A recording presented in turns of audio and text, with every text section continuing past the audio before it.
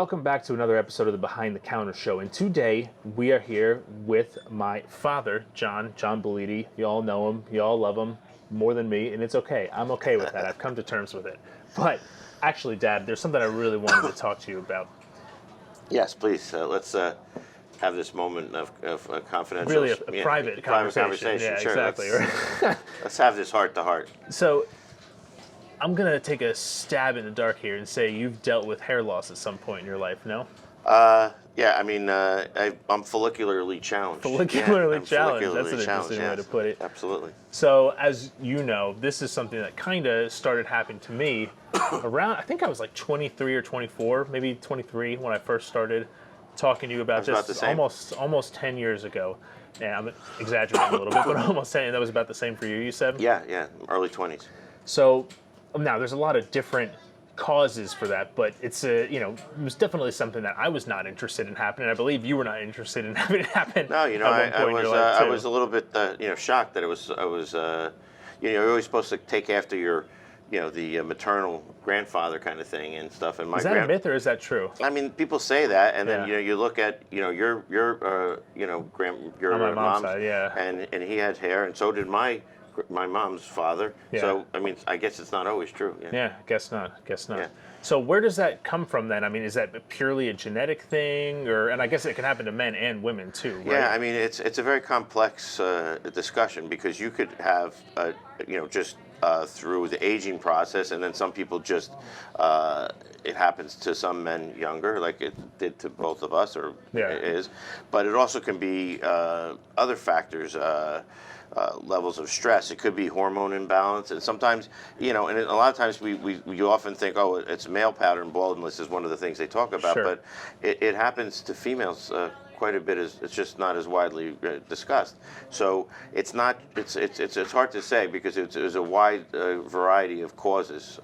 You really have to, when you're looking at it, before you say, okay, what am I going to do about this problem because this is bothering me and I really want to do something about it, you want to look at the root cause because, there's different ways to go about attacking it. Sure, that makes sense. So, some people have issues with thyroid levels, for example, and if the thyroid levels are off, there are some symptoms like, losing hair that could happen, so it's not just a matter of, okay, well, let me go get these 4 or 5 vitamins that I know are good for hair growth and hair health, or using over-the-counter minoxidil, Rogaine types of products, because if your problem isn't from those types of things, and you had a situation with thyroid or perhaps hormone imbalance or perhaps something else, those things aren't going to help you. So how would you go about getting to that root cause? Is it a little bit of trial and error, or is there some testing you can do, or? Well, I mean, you have to look at your life and other conditions and see what are things that are going on. If you're if you feel you're, for example, on a thyroid medication and or you're not, but you're feeling some other symptoms of perhaps having your thyroid level being low, maybe you're lethargic, you're gaining some weight, the different things like that where your metabolism isn't running optimally, you may go to the doctor and get some levels measured. So then you might see an indication, because at the same time you may be losing hair. Sure. So maybe some of the first things you should do when you're experiencing is to try to look at all the different symptoms that may be happening, whether or not you're losing weight, or whether or not yes, okay, I'm losing hair, but what else is going on? Stress, so look at all those things, put them together, and figure out, right, what's the likely the puzzle. What's going on. And for some people, like myself, it was more of a genetic thing. I mean, it was just, this is what the cards are, and this is what you can do. Sure. So when I was younger, I did try minoxidil, or Rogaine at the time. Matter of fact, it wasn't even made. You had to compound it. Really? Yeah, so you couldn't get I that. had no idea. Yeah, so then you had to compound What was that, it. like 1842 when you Yeah, said? it was even before that. And so then you had to make it from tablets, from minoxidil or Lonitin tablets. But yeah, so then over time, then they became, you could get the commercially available and stuff. And honestly, then the things came out better, because initially you were using a liquid, and then when you could use something like a foam, when it could sit on the scalp better, that was much better too, Right. because you So could really. I personally have tried that foam, and I believe you tried it at points too. I've never used the foam. When I did, it was always the liquid solution. So there's the liquid solution, there's a foam. There's the behind the counter stuff, the finasteride. Right. So finasteride is very effective. Finasteride, I actually started, but by the time I started that, and that became something that they found was actually useful, it was, I think, it was a situation where that this was probably late 30s at that point, and I just it wasn't as important, and I think it did help. Right. And I could see that it was helping, but I just wasn't willing to invest in the, when it's much better to start those type of treatments, whether it's a topical application, or whether like the Rogaines and the minoxidils, or even oral finasteride. It's much better to start all those things when you first notice it. Like if I started that when I was in my 20s, obviously that would have been much more effective. Now, nutritionally, what are some, like, I hear biotin all the time, right, as it relates to hair loss, or basically if you look at any hair, skin, nail supplement, you'll always see biotin in there. Biotin, a lot of the B, sometimes they'll say something like brewer's yeast, but basically you're looking at a lot of the B complex family of things. Sure. Collagen sometimes is useful. Those are your starters, certainly.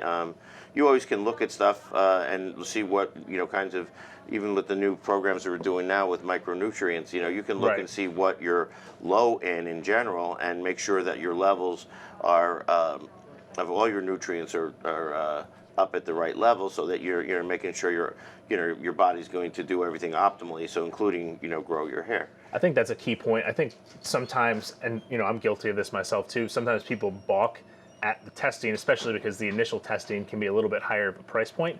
But to me, it's better to test and not guess, because if you're just guessing, I know personally from over the years of taking Rogaine, taking oral finasteride, the amount of money you spend on those things, and to maybe not have the outcome you're looking for, or on some high biotin supplement or some whatever it is, you tend to spend a lot of money sometimes without even, you spend it incrementally instead of just figuring out what it was the one time, and now you know exactly what you have to do to hopefully get the result you're looking for. Absolutely, yeah, absolutely. Now, so I've said this a few times now, but when this started happening to me when I was 23, so about 8 years ago is what it was, and I started the minoxidil, the foam, so that was the Rogaine foam. I've done oral finasteride, which is the generic for Propecia, I think. Yeah. All right, pharmacy questions, nice. But so to me, when I started those, I felt like it didn't actually improve, but it didn't make it worse. Like maybe it kind of slowed the onset of it. And sometimes that's the best you're going to get. Everybody's different. Yeah. But like that's why if you started it early, if for me versus after 35 or in the late 30s kind of thing, versus when you're 20, you're 25. If you started it early, it's not going to get any worse. That's great, but if you did it before you lost a lot, then you would. Right. Because I definitely grew with finasteride. I definitely saw growth. Right. Now, with the finasteride, though, there are some potential side effects and things like that, right? Yes. There's several different issues, male and female, but there are some documented, undesired side effects sexually for men when you're taking finasteride. So, there's a certain percentage of people that will experience those types of things, and to me, that trade-off is. You mean like class is about to start, and when class is starting, you want to be standing at full attention? Is that what you're getting at? I would say that's a nice, delicate way to put it. Yes, as always, yeah. So that's a good way to put it. But yes, those type of problems, and then for females, finasteride is it's teratogenic, means it could hurt. Like, God forbid, if a woman's pregnant, she's not even supposed to be. We don't even let technicians that are here of that age touch the finasteride tablets that are, let alone take them. So, it's a drug that can cause damage to the fetus. So people that are women that are premenopausal shouldn't, take that medicine. It's controversial, but I've seen some people now using. Not the 1 milligram, but I've seen women, I've read some things, and again, it's controversial, something you have to discuss individually with your doctor and, and your pharmacist if you want to involve them in the conversation. But finasteride in women at certain doses, they're higher doses, like 2.5 milligrams. I've seen some, articles on that have helped women with hair growth. Interesting. So now. But again, those are women that are not premenopausal. Right, yeah, okay, of course. So again, that's a big, they have to be in menopause or postmenopause. Right, that makes sense. Now, recently, within the last year, I'd say, in the compounding lab, we've been doing some more custom stuff, and I've been kind of the guinea pig with this. And I think, after a few iterations, you guys found a formula. Right, we were tinkering around with some new formulas, and we found something that really is, works well to be absorbed in the scalp. Yeah, and personally for me, it's actually where other things I've tried in the past have definitely halted it, and maybe, dealing with some stress and that kind of stuff too, have halted the process of losing the hair. This actually has promoted regrowth of the hair, not to the point where like I have everything back and it's all full, but there's noticeable over the course of about 6 to 8 months or something like that. I've noticed a difference. We've seen the pictures, and there's no disputing it. It's absolutely completely true. And the thing that I like about topical. So that's what it is. It's topical finasteride, not the oral. It's right. So it's the same thing with like a lot of different hormones that we do when we're doing bioidentical hormones, and we're doing testosterone replacement, or if we're doing female hormone replacement. And a lot of things that were originally available, people took orally, and it's far safer to take things either sublingually or transdermally.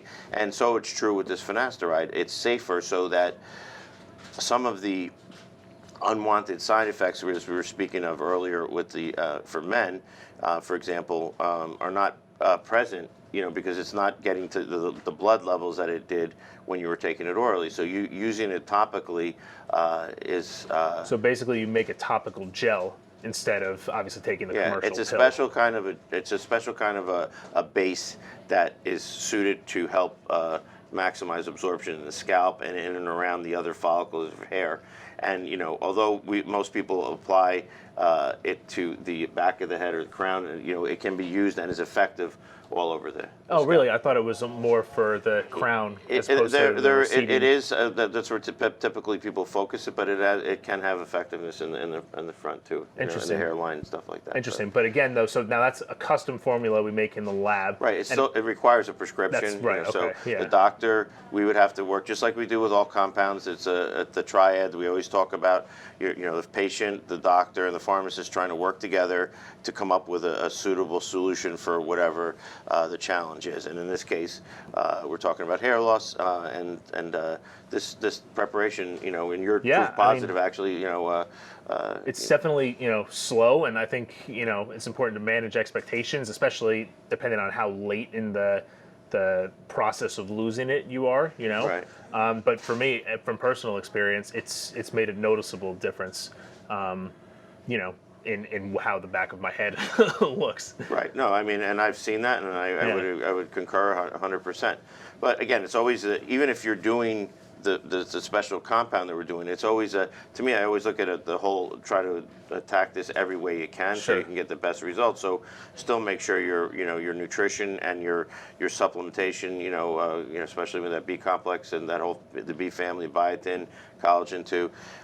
You would want to make sure you're doing all those things too. Even making sure you're using healthy hair products, the things that are better for your hair. There's things people don't always realize. Some shampoos are filled with stuff that is not as good for your hair and as healthy for your hair as some others. So sometimes you have to pay more for that type of shampoo. But when you're in this situation, you kind of want to do everything you can to maximize. No, it makes sense. Totally. So, yeah. Cool. Well, thanks for all the information, and thanks for making that cream too. Sure. I'm sorry about the. At least I could do something since I gave you my genetics. No, thanks for the genetics. At least we could help you out on the other end, right? Much appreciated. Much appreciated. Sure. And if anyone has any questions about this, you can call us at 201-997-2010. That's HB Pharmacy's line, and just ask to speak with one of the compounding pharmacists. And other than that, we'll see you on the next episode of Behind the Counter Show. Sounds good. Thanks, everybody.